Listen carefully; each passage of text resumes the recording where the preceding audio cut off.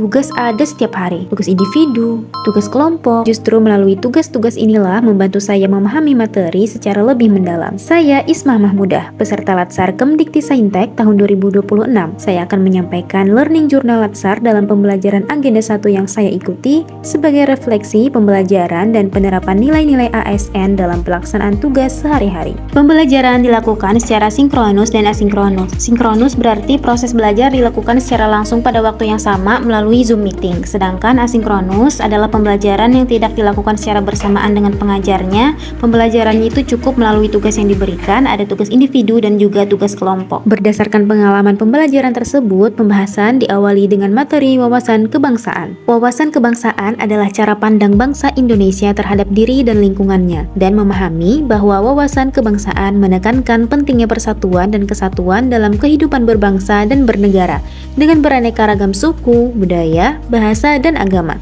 Kedua, nilai dasar bela negara.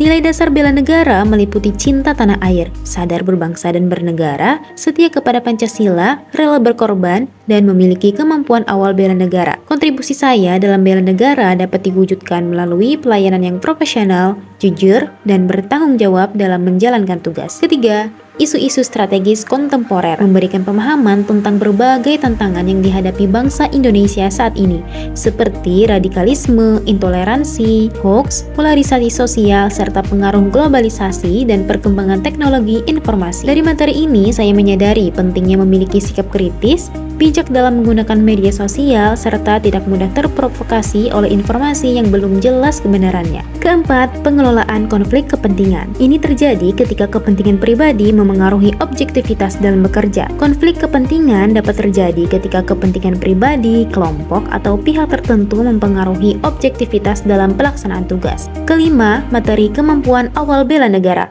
Memberikan pembekalan mengenai sikap dasar dan kesiapan mental maupun fisik dalam rangka membela negara. Kemampuan awal bela negara tidak hanya berkaitan dengan fisik, tapi juga mencakup kedisiplinan, kepatuhan terhadap aturan, serta semangat kebersamaan. Keenam, materi keprotokolan. Memberikan pemahaman mengenai tata cara, etika, dan aturan dalam penyelenggaraan kegiatan resmi kenegaraan maupun kedinasan. Keprotokolan bertujuan untuk menjamin ketertiban, kelancaran, dan kehormatan dalam suatu acara. Ketujuh, kegiatan PBB dilaksanakan untuk melatih kedisiplinan, kekompakan, kepemimpinan, serta ketangguhan mental dan fisik peserta. Dalam kegiatan ini, peserta mempraktikkan gerakan dasar seperti sikap sempurna, hadap kanan kiri, balik kanan, penghormatan, dan langkah tegap.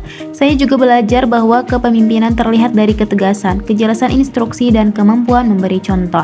Sebagai pustakawan, pembelajaran agenda 1 menjadi bekal bagi saya untuk bekerja secara profesional, disiplin, dan berintegritas dalam memberikan layanan informasi kepada pemustaka, serta ikut berperan dalam mencerdaskan kehidupan bangsa.